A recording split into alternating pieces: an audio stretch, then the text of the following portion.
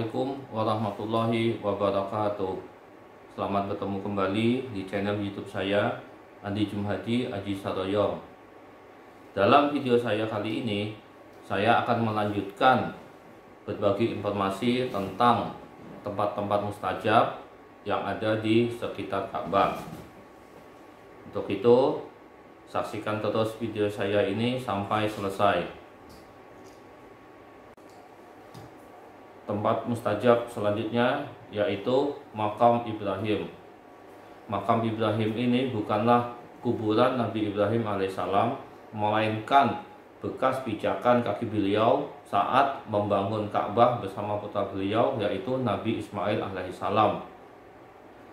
Sebagaimana firman Allah Subhanahu wa taala dalam Quran surat Al-Baqarah ayat 125, dan jadikanlah sebahagian makam Ibrahim sebagai tempat sholat.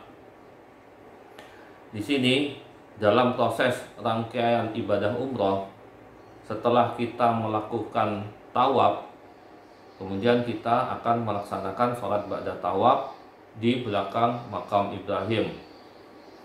Nah, di sini hal ini menunjukkan bahwa sesuai dengan firman Allah tersebut, bahwa memang di makam Ibrahim ini adalah tanda-tanda daripada keajaiban atau keistimewaan daripada makam Ibrahim tersebut.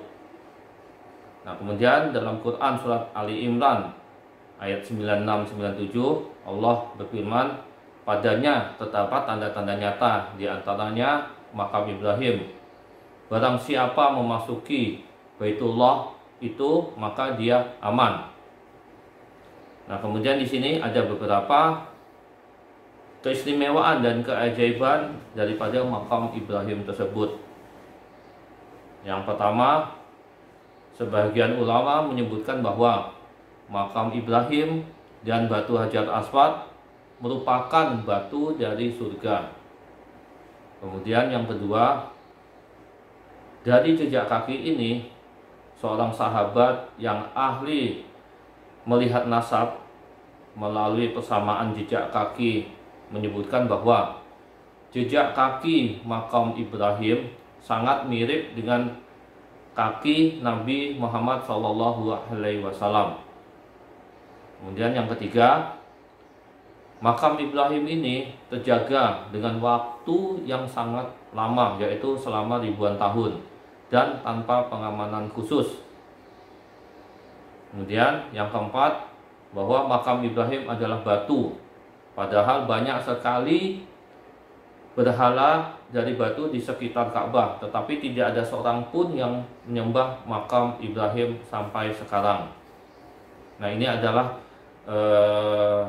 keistimewaan dan keajaiban daripada makam Ibrahim tersebut, yaitu multazam.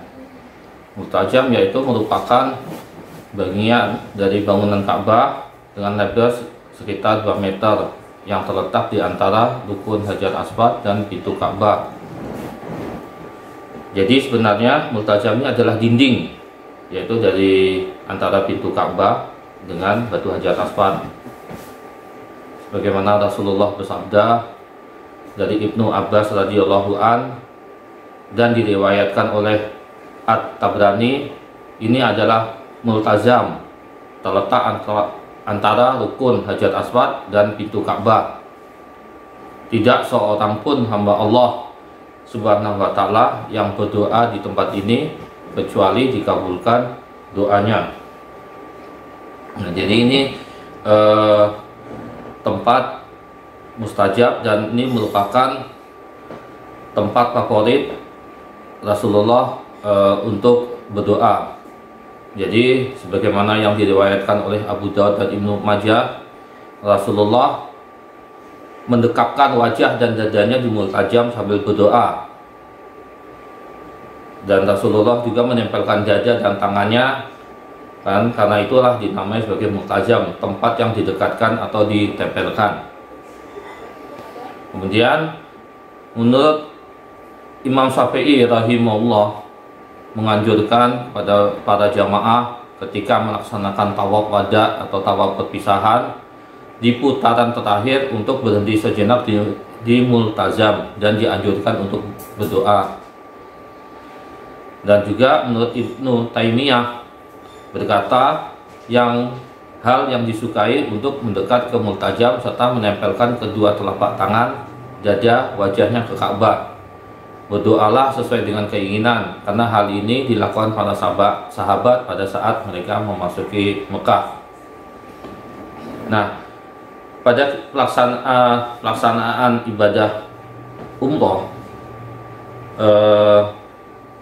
multazam ini adalah tempat yang memang banyak dituju oleh para jamaah-jamaah.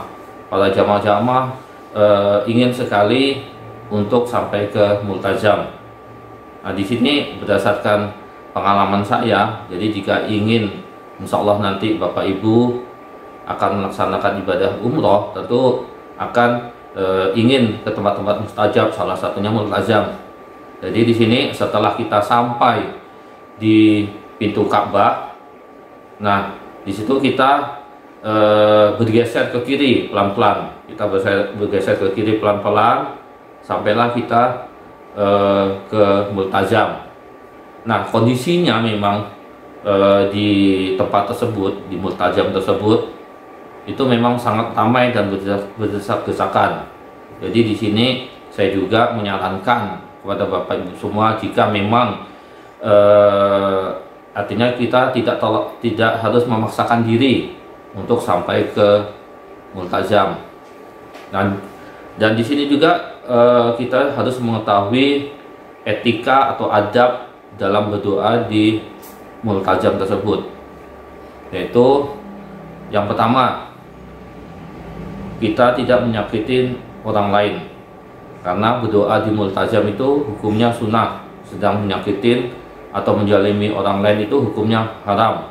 Ini maksudnya bahwa karena kita kondisinya itu berdesak-desakan di multazam tersebut, tentu akan kita istilahnya akan boleh dikatakan saling dorong-mendorong lah, saling mendorong-mendorong gitu kan. Jadi jangan sampai kita menyakitin para jemaah-jemaah yang lain, karena jangan sampai keinginan kita untuk berdoa di multazam membuat kita memaksakan diri berdesakan hingga tidak sadar bahwa ada orang lain atau jemaah lain yang terzalimi. Kemudian yang kedua, yaitu memberikan kesempatan bagi orang lain. Jadi maksudnya di sini adalah bahwa setelah kita sampai di multazam dan kita sudah berdoa dan menyampaikan hajat kita kepada Allah, segeralah kita gantian, kita memberikan kesempatan kepada jemaah-jemaah lain.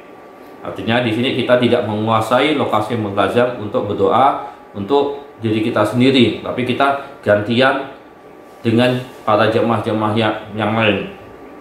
Kemudian yang ketiga, pada saat kita berdoa di multazam, usahakan kita menjaga kehusukan kita saat berdoa, karena pada saat kita husuk berdoa itu insya Allah semua permintaan kita, semua doa-doa kita akan dikabulkan oleh Allah Subhanahu wa Ta'ala. Sebagaimana Rasulullah bersabda bahwa berdoalah kepada Allah Subhanahu wa Ta'ala dalam keadaan yakin akan dikabulkan, dan ketahuilah bahwa Allah Subhanahu wa Ta'ala tidak mengabulkan doa dari hati yang lalai. Hadis riwayat At-Tirmizi. Nah, ini beberapa tempat mustajab yang ada di sekitar Ka'bah. Tetapi di sini pada intinya kita untuk beribadah dan berdoa di Ka'bah itu semuanya insya Allah pasti akan dikabulkan oleh Allah asal dilakukan dengan khusyuk dan ikhlas. Karena di Ka'bah sendiri atau di Baitullah sendiri, Allah itu telah menurunkan 120 rahmat. Jadi 60 rahmat itu untuk orang yang sedang melaksanakan tawaf, kemudian 40 rahmat untuk orang sedang melaksanakan itikaf, dan 20 rahmat itu untuk orang yang sedang yang melihat Ka'bah. Jadi pada intinya kita melaksanakan ibadah, melaksanakan berdoa di sekitar Ka'bah, insya Allah itu semuanya akan diijabah oleh Allah. Dan juga insya Allah nanti Bapak Ibu sekalian, dalam pelaksanaan ibadah umroh nanti semuanya insya Allah akan bisa sampai ke tempat-tempat mustajab tersebut. Nah, demikianlah yang bisa saya sampaikan dalam video saya kali ini. Insya Allah bisa memberikan gambaran bagi Bapak Ibu sekalian tentang tempat-tempat mustajab yang ada di sekitar Ka'bah. Saya mohon maaf jika dalam penyampaian masih terdapat kekurangan, dan terima kasih atas perhatiannya.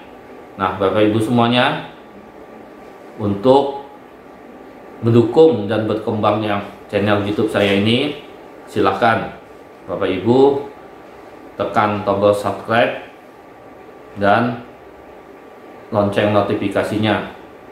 Dan jangan lupa juga setelah menonton video ini silahkan di share atau di komen, dan insya Allah bermanfaat bagi kita semua. Wabillahi taufiq wal hidayah. Wassalamualaikum warahmatullahi wabarakatuh. Salam cinta Baitullah. Allahu Akbar.